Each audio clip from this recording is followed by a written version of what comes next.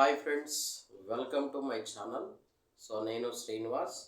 ఈరోజు ఎఫ్ఏ 2లో నుండి అకౌంట్స్ ఫ్రమ్ ఇన్కంప్లీట్ రికార్డ్స్లో నుండి క్వశ్చన్ నెంబర్ 8 సాల్వ్ చేయబోతున్నాను. సో ఇది టెక్స్ట్ బుక్లో పేజ్ నెంబర్ D18లో ఉంటుందండి.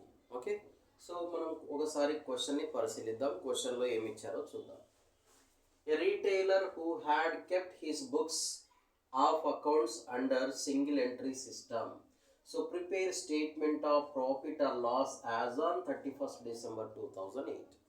సో మనకి బుక్స్ ఇక్కడ సింగిల్ ఎంట్రీ సిస్టంలో ప్రిపేర్ చేశారంట. సో ప్రాఫిట్ ఆర్ లాస్ని మనం ఫైండ్ అవుట్ చేయాలండి. ఓకే, సో మనకి స్టాక్ ఉంది. స్టాక్ అంటే అసెట్ అనేది దీన్ని ఇక్కడ స్టేట్మెంట్ ఆఫ్ అఫైర్స్లో అసెట్ సైడ్ తీసుకోవాలండి. స్టాక్.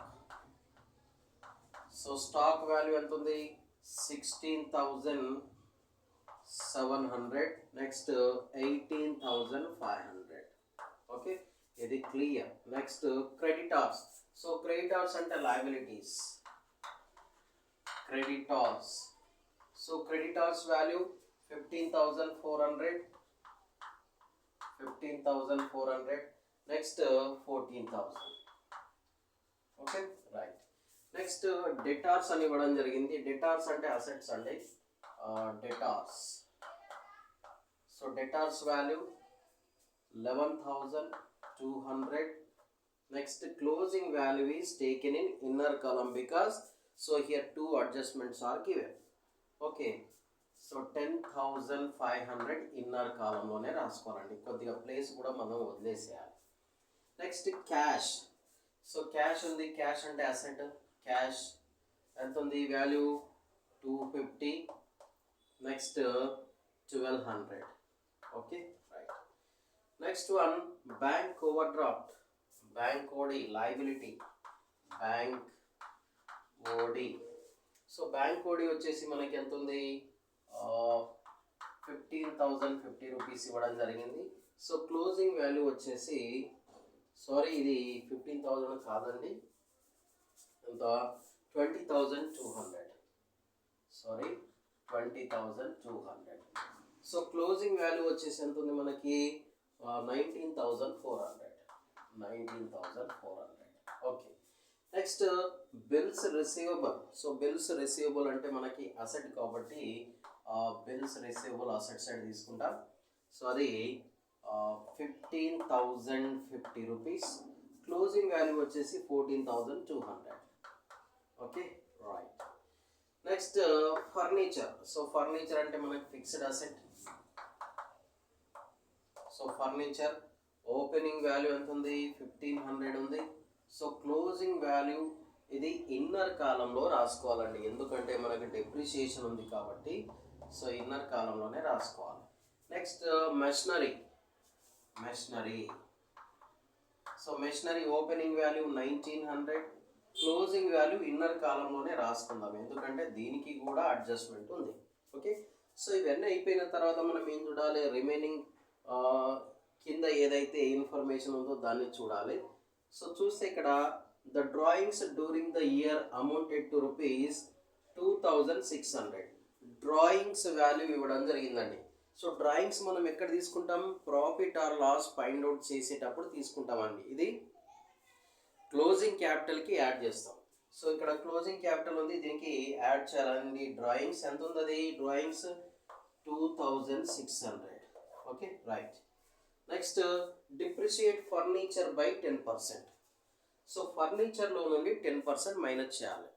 సో ఫర్నిచర్ అనేది మనకి ఫిక్స్డ్ అసెట్ కాబట్టి ఫిక్స్డ్ అసెట్ పైన డిప్రిషియేషన్ ఓపెనింగ్ వాల్యూ పైన మాత్రమే మనం క్యాలిక్యులేట్ చేస్తామండి. ఓకే, సో ఈ ఓపెనింగ్ వాల్యూ పైన క్యాలిక్యులేట్ చేస్తే మనకి ఎంత వస్తుంది? డిప్రిషియేషన్ 10% అంటే 1,500 into 10/100, that value is 150. So 1,500 minus 150 equal to 1,315 అండి. ఓకే, సో అవుటర్ కాలంలో రాసేయాలి. నెక్స్ట్ నెక్స్ట్ ఏంటి? Write off 300 from machinery. So write off minus write off 300. So it is deducted from machinery. So 1900 minus 300 1600 outer column. Okay, right.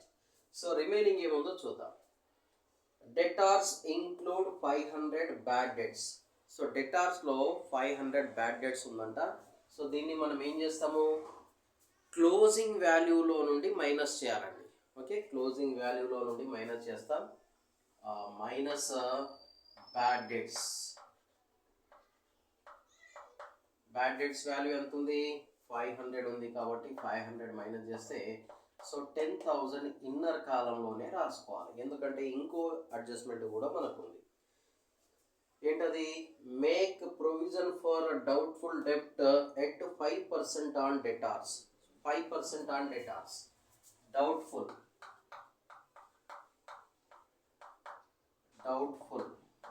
So doubtful 10,000 into 5/100. So calculate చేస్తే మనకి 500 వస్తుందండి. ఈ 500ని మనం minus చేయాలి. So 10,000 minus 500, so amount 9,500 outer కాలంలో చూపించాలి. Okay, so right, clear. ఇక్కడ వరకు అయిపోయింది క్వశ్చన్.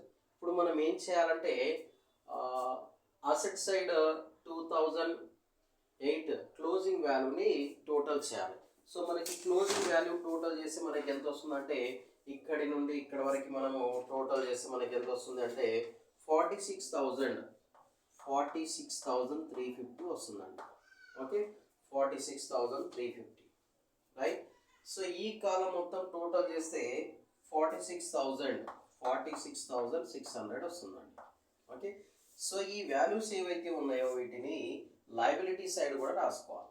సో 46,600, ఇది 46,350. సో ఇప్పుడు ఈ అమౌంట్లో నుండి ఈ 2 అమౌంట్స్ మైనస్ చేస్తే మనకి ఎంత వస్తుంది వాల్యూ అంటే 12,950 వస్తుందండి. 12,950. సో ఈ అమౌంట్లో నుండి ఈ 2 అమౌంట్స్ మనం మైనస్ చేస్తే మనకు బ్యాలెన్స్ ఎంత వస్తుందంటే 11,000 వస్తుంది. ఓకే, సో ఈ బ్యాలెన్సెస్ని మనం ఏమంటామంటే క్యాపిటల్ అంటామండి. క్యాపిటల్. ఓకే, ఇది balancing figure. So assets minus liabilities equal to capital.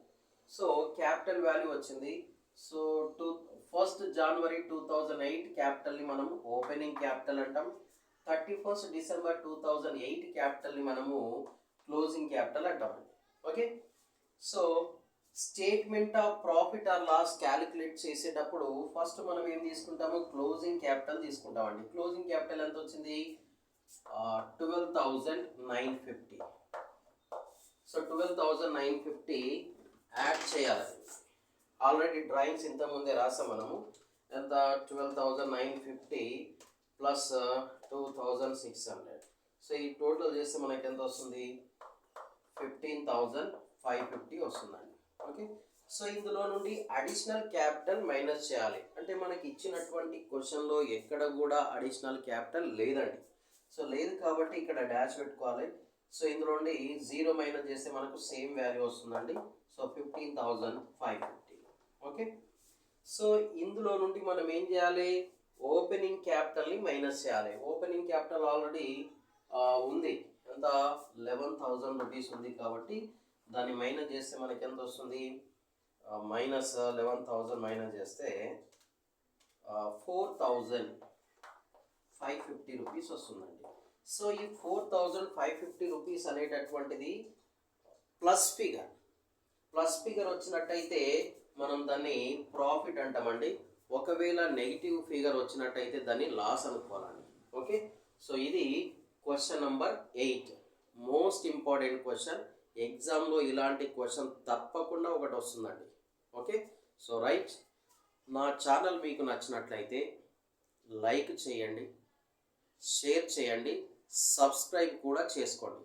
So subscribe చేసుకున్నట్టయితే నేను అప్లోడ్ చేసేటటువంటి వీడియోస్కి సంబంధించినటువంటి నోటిఫికేషన్ వచ్చేటటువంటి అవకాశం ఉంటుందండి. ఓకే, సో రైట్ అండి, థ్యాంక్ యూ సో మచ్.